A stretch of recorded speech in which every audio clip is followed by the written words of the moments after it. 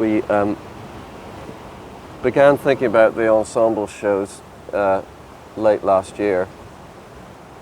Basically, I wasn't content to make an album like Absent Friends and not really perform it, with everything in live.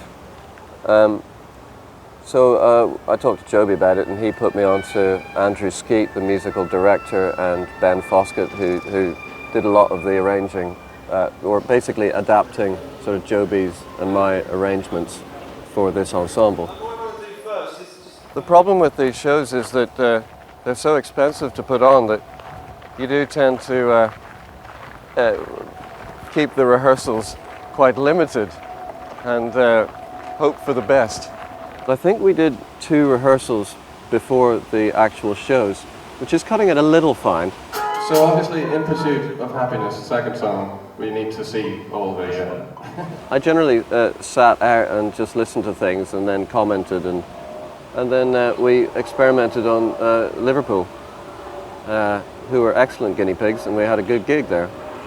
I got a big sort of pint of gin and tonic last night. Right? The ice. Did you see the ice? It was so much ice, and it melted down to tiny little bits. So every time I took a gulp in the song, I got a mouthful of bloody ice, and I was going. And the next night was the Palladium. I think the Palladium went very well. I think it was pretty much a triumph.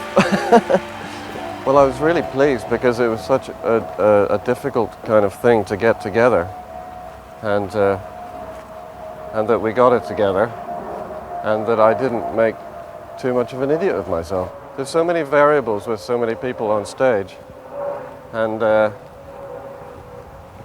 not too many people varied too badly. So, all in all, a job well done. When we did we did our first sort of orchestral thing in '97 with a short album about love.